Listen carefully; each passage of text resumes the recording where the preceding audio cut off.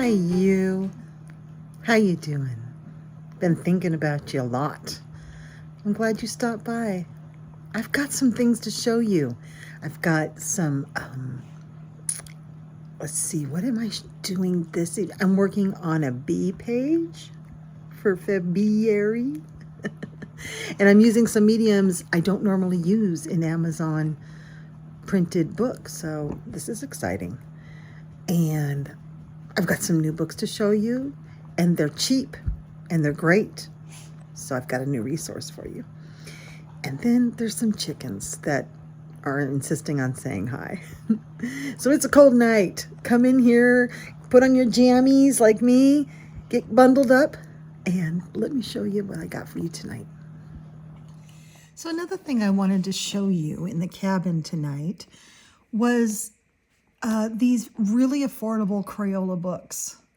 Now Crayola has, a lot of junky books, AI, and then some for kids on really poor paper and stuff. But they do have books in the same section. This is in the children's art section in whatever store you're in. I got these out of Walmart when my client was shopping.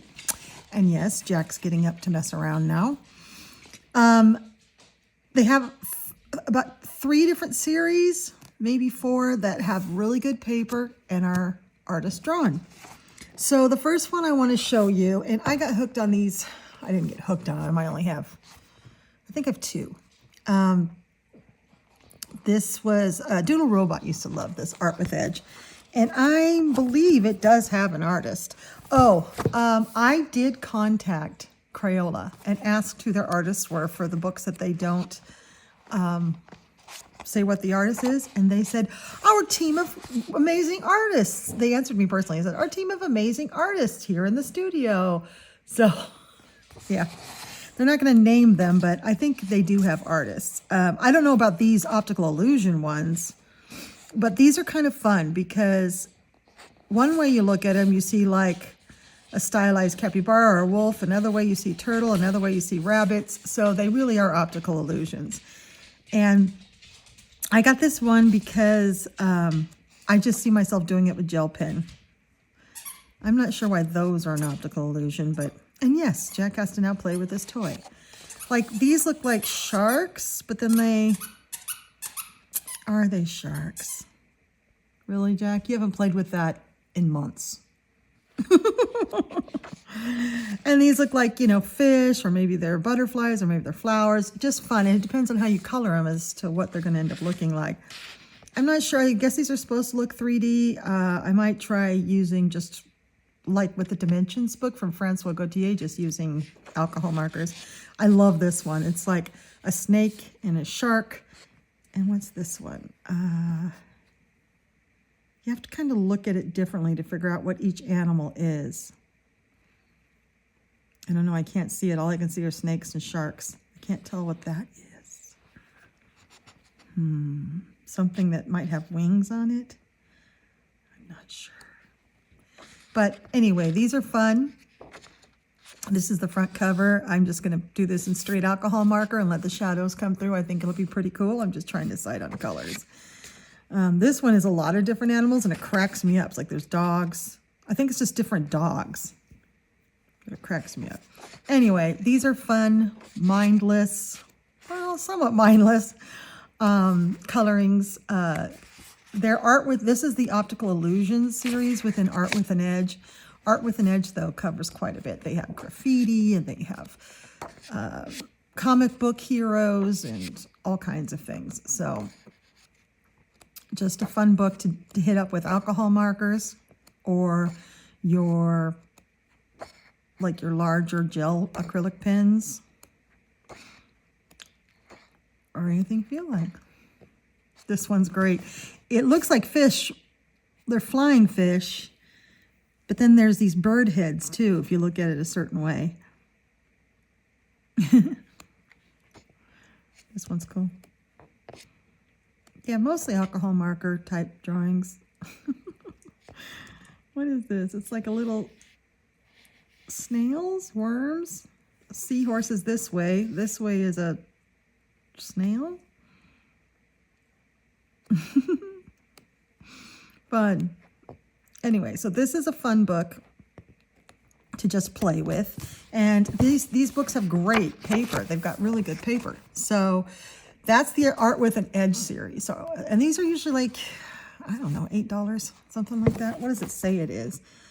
It says it should be, it doesn't give a price back here. I guess Crayolas don't give prices. Another series they have are their Crayola Artists series. Now, this is a fairly new series, I think. This is volume 1, and I got it recently. I haven't seen a volume 2 yet.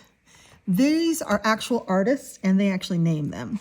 It's on great paper. This says, these artists that are featured in this one are Alia Horwat, Kat Koch, Mia Charo, and Tanya Garcia. And they're from all over the world. They highlight artists from all over the world.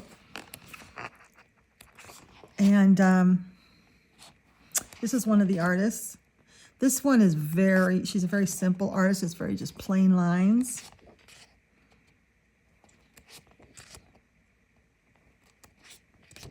And again, pretty good paper. I don't know how much water it would handle. Some maybe. And it's like thicker than Amazon print, but not like, it's not like Mythagoria weight or anything heavier than that. Mythographic. It might be more like Mythagoria. I love that one. I want to experiment and play. I don't know I can't remember if these artists are separated. Yeah, these are Kat Koch, and these were Tanya Garcia. So these are Kat Koch. So, Brazilian or Philippine, where is she from? Tanya Garcia is here. Tanya Garcia is here. She does original illustrations. They all do original illustrations. This one, her inspiration, Olja Harwat, comes from the 60s and 70s. Kat Koch likes to evoke a sense of adventure and appreciation of natural world. And Mia Charo likes very calm environments, she says, when she creates. So here's some more of Kat Koch. I love this one too. Kind of like the sort of things you'd see in like a Creative Haven probably. And about the same kind. Actually, it's probably that type of paper too. Creative Haven style paper. This is Alja Horvat. Hers are very interesting. They're so minimal that I think they're going to be challenging because I'm going to want to put in my own designs, but I think with alcohol markers, I will be able to. I think this will allow me to experiment a lot. And I think I can use gel and acrylic. I like her drawings. They're very simple, yet they do evoke an emotion. This one's neat. I love that. They can be as simple or as difficult as you want them to be. And this is Mia Charo. Probably my favorites are hers. They're mostly animals with flowers on their head, but I think they're adorable. And I think they would be fun to do. Again, not a lot of expression or anything. It leaves it up to you to put in. I love these designs that look very simple are deceptive. They usually look really cool once you get them all colored in. Add your highlights and everything. I think these are great. There you go. And it's got little write-ups on each one of them and shows some of their work. See, look, aren't these pretty? Yeah. Yeah. So that's Artist series, and I haven't seen any but this first one. But I love to support independent artists. So of course, I picked it up, whether I ever color it or not. I feel good about this purchase, and I like having it in my collection. Now, the third one I've seen is just Crayola coloring book, and they'll have different themes. Like this one's Wildflowers, and I've seen ones that are trying to remember right now. They'll have different themes right here. Wildflowers, this one was the only one I was interested in. I think there was a bird one. I think there was another different kind of flower one. But thumbing through it there in the store was so helpful because I fell in love with this cover. And so when I opened it, I was like, look at this wonderful sketchy style. Now this is the one, it says 2021. This is where I went online to this book. And no, I went on Crayola's website and sent them a message and asked who, because this is obviously artist drawn. There's no way this is AI. And that's when they gave me that weird cryptic message. But this is my favorite of the three I got. I love every single page in this. I know it's flowers, and I get sick of flowers really easy. But look at that sketchy style. The sketchy style just does it for me. I love it. The loose, artistic, sketchy style that looks like a real hand drew it. I love that.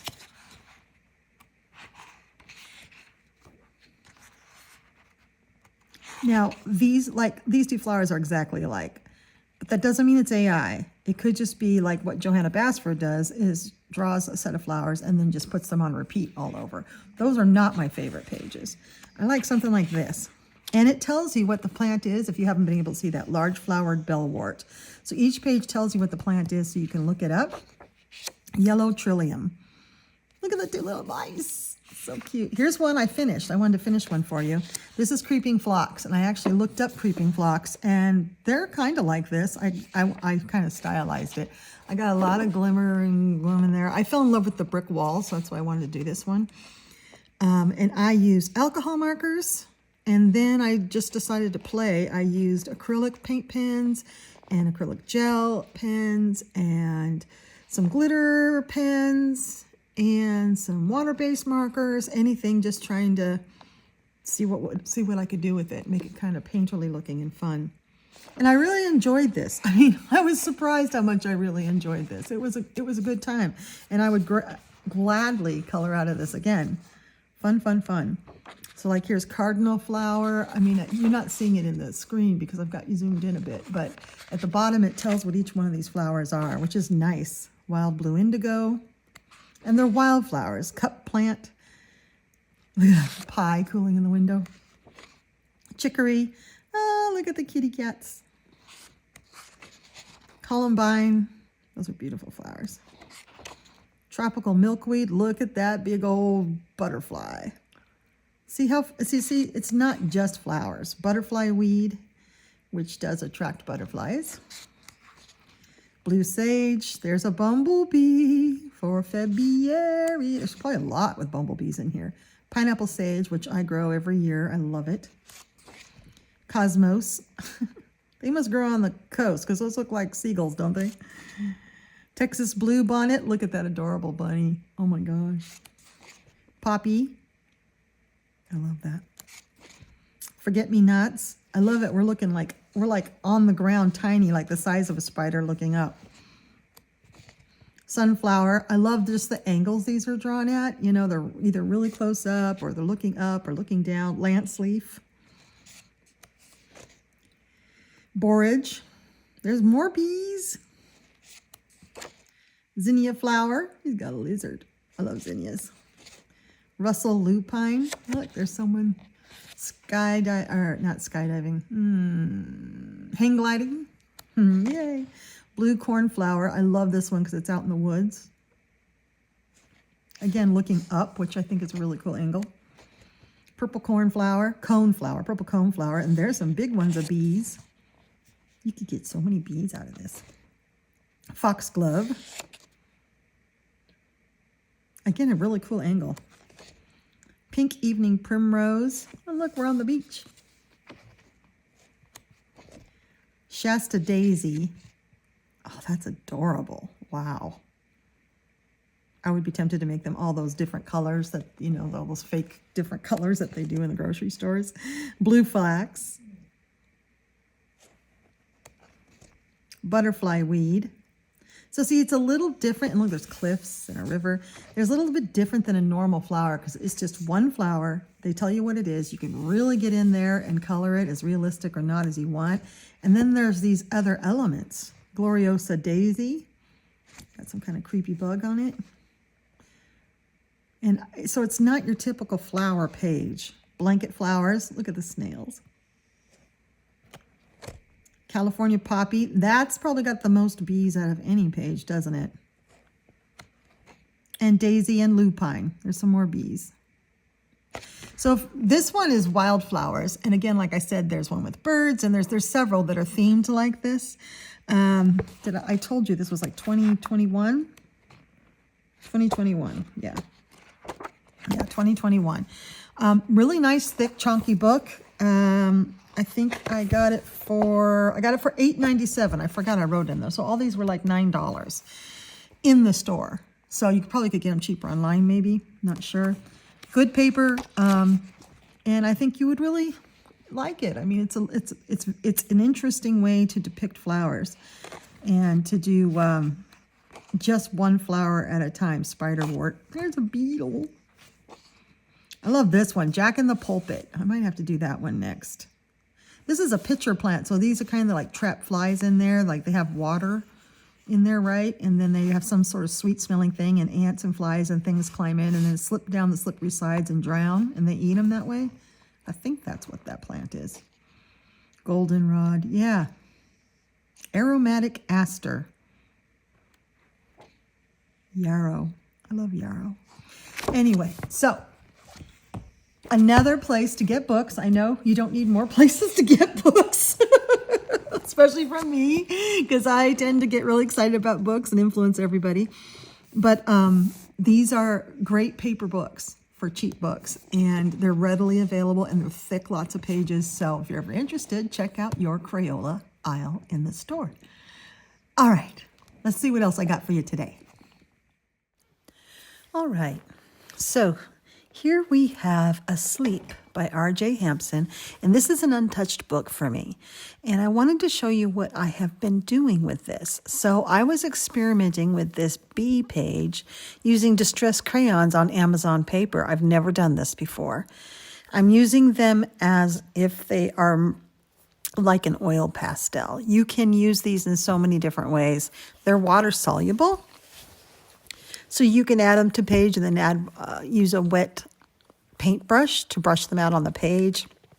You can rub them on a palette and then use water to thin them out and make them into a watercolor. But I'm just using these straight on the page because this paper doesn't take water very well.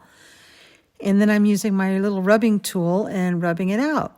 And that's what I did, as you can see there, to the mama bee. And I'm making the baby bees a lighter yellow. So this yellow is, I think they call it lemonade or something. I showed it to you. But the other yellows I used for the mama bee were more mustardy colors. And you got to make sure to clean your tool periodically. And I like to clean the tool and then wipe it off till it's almost dry. So the tool itself is a little damp, and that helps spread the crayons better.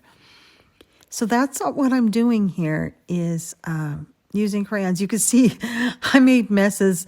I'm not very clean of an artist. I do make messes and smudge, but I know that I'm going to be doing a treatment to the background, so I'm not too worried about that because all those smudges will be covered up. Now, at this point, I wasn't sure what I was going to do with the background. I was just thinking maybe just an acrylic pen, but I end up doing something very different, so I'll show you when I get there. But yeah, see how easy these are to use? They just rub out like an oil pastel, except they're a water-soluble gel crayon. So that's what I'm doing with the yellows. And you don't have, I guess you don't really have to do sections because you can do gel crayons on top of each other. And they also dry pretty quickly. Not as quickly as a King Art gel stick does, but they do dry. You don't have to treat them while you're working with them. They dry about the same length as a watercolor would take. Yeah. So, and look at that. That's what I'm just starting to do. I'm like, oh, I don't need to save those. I'm going to be putting some black in, but black goes over yellow just fine. So I'm learning as I go in this project. I am really excited about how the gel crayons work on this Amazon paper. They go pretty good. It works out pretty well, and I am thrilled with it.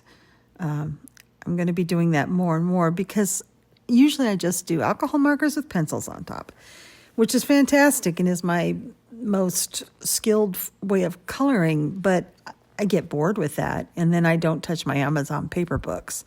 So I wanted to find something else I can use on Amazon paper, and these gel crayons worked out really well.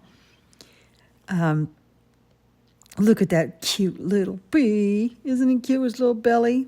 Now, the sparkly stuff that you see on the honey and the wings, I'm going to add, here I'm going to add brushed corduroy instead of black like I did with the mama bee. I'm making all the baby bees just lighter because they're babies. They're not quite grown into their colors yet.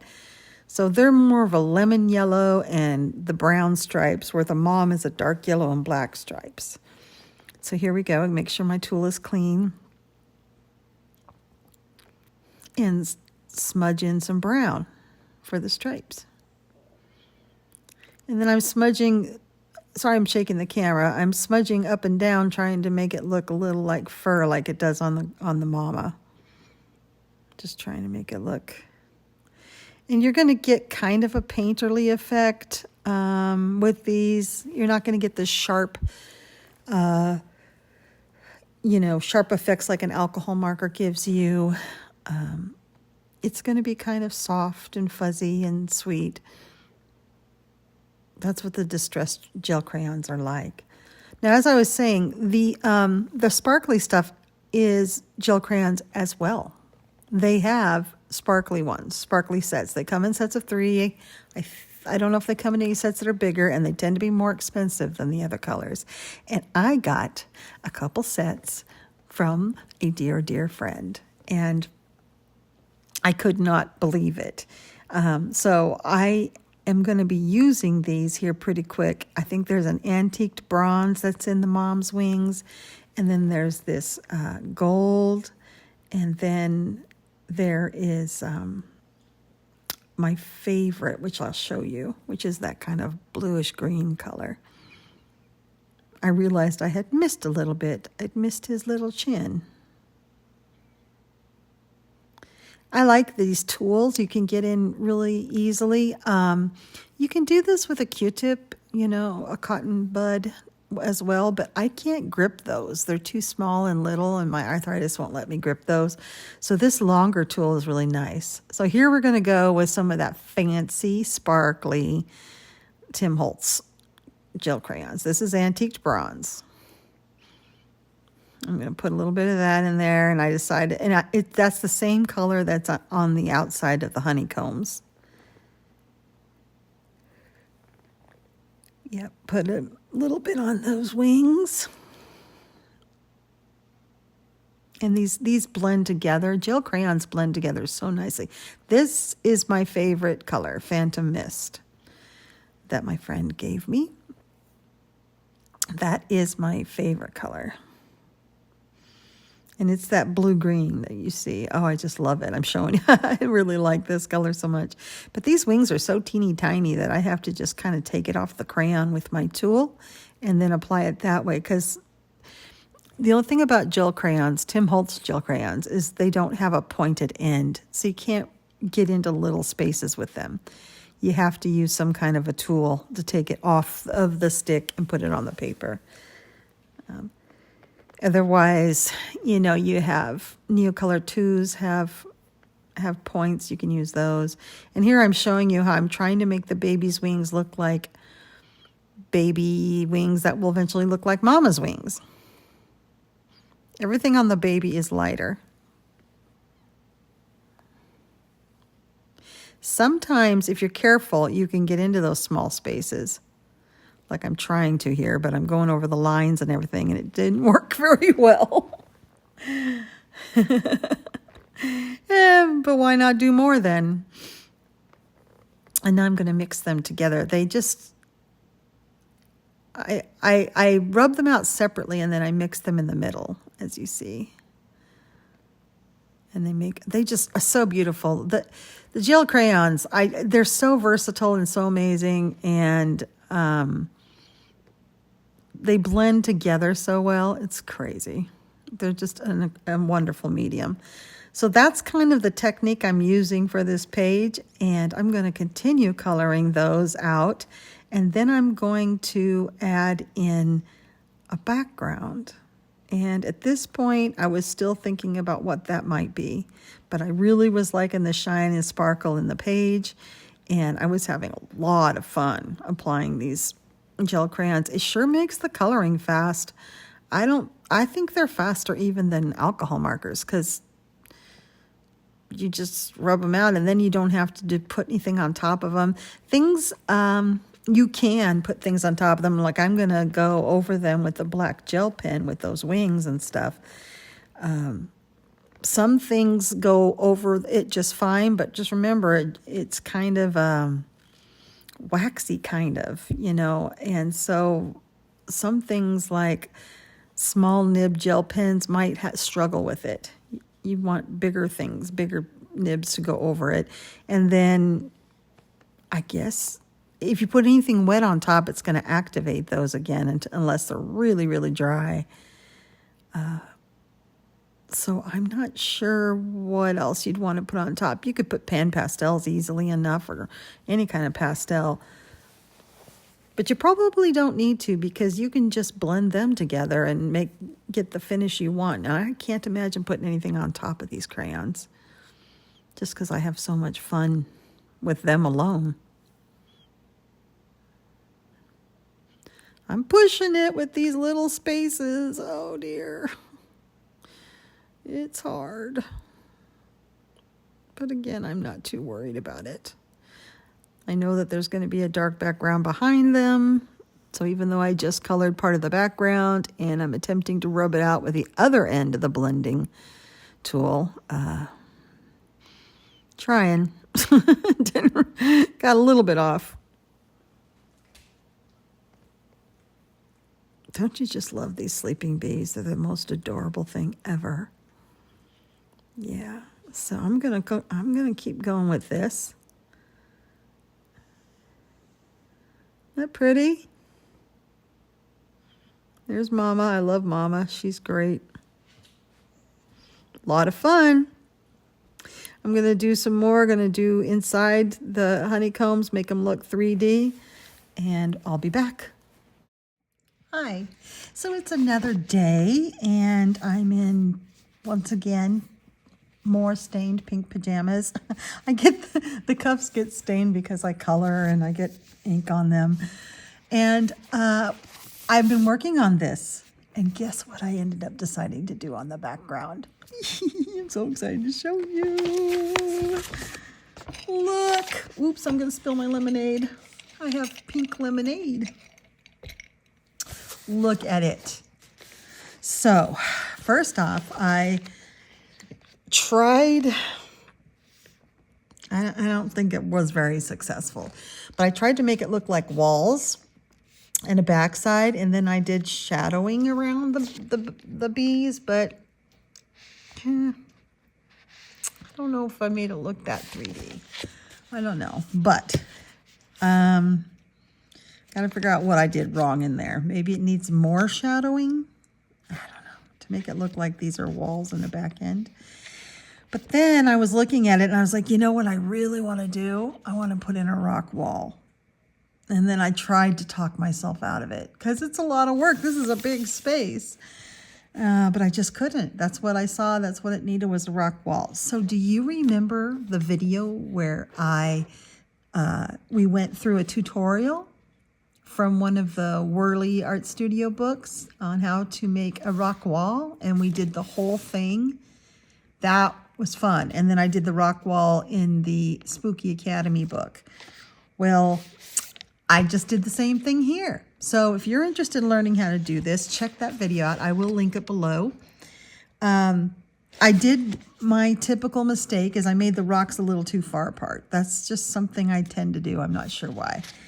And I've got them, drawn in around here. I got this far, and I use 3 shades of warm gray to make my rocks, and the warm gray alcohol markers, this warm gray series, 1, 3, like this is 1, that's 3, and this darker one is a 5. it ran out. And I realized I had run out of the refill and hadn't reordered it. So I went on Amazon, and the refill was too expensive because the shipping was almost as much as the refill. So then I went to merryartists.com. That's MERRI, and my favorite place to buy Copic supplies. They're actually a brick and mortar store that sell things online, and I was able to find it. I bought a couple of them and then I decided, you know, it's $7 shipping unless you buy $100 worth of stuff, and I don't need $100 worth of stuff and couldn't afford that anyway. But while I'm here, I might as well get a few more things. So I got another package of the nibs, and I got backup refills for all of these W's that I use so much. The 1, the 3, the 5, the 7, and the 9 are the ones I use a lot. And I go through my refills. So this is on pause until I get that refill. But what do you think? I really kind of like it. I added some dark to these, and I can't decide if I like that. I don't know if I want to continue with it dark in these or not, or just leave the edge dark like that.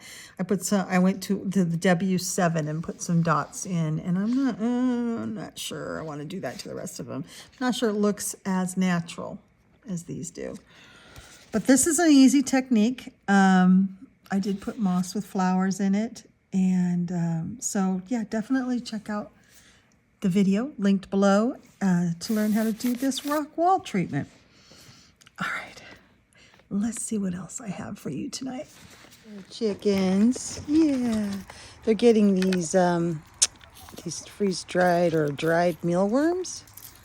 They're dead. There's just basically the casings of the mealworms that get fed to these guys. Hi, here, Jack, come here. Jack loves them, and if I don't distract him, he'll go down and eat them all. Come here, Jack. Here, Jack, 1 for you. 1,000,000 for the babies.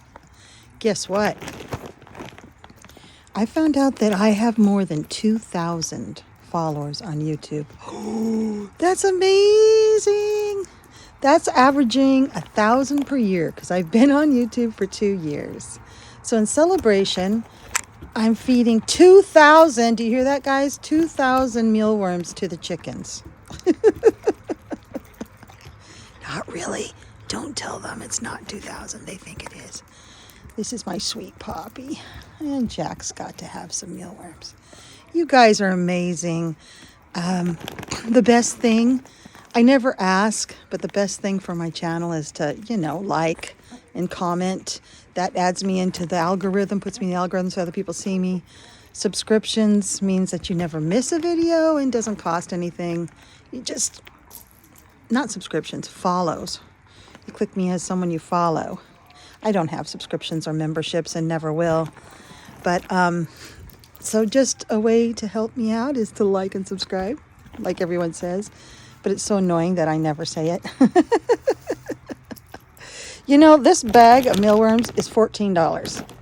Jack could easily eat the whole bag. That would be one expensive treat. All right, guys. Here we are. Jack, come on, say bye, Jack. Say bye, Jack. All right. He's like, I'll say mealworms. Thank you again, everyone. 2,000. That's amazing. Love you. And that's all I have for you tonight. We were interrupted because I heard knocking at my door. Nobody ever comes out here. It's my chickens. They peck on the door. So I went out there and fed them some mealworms, took you out there with me.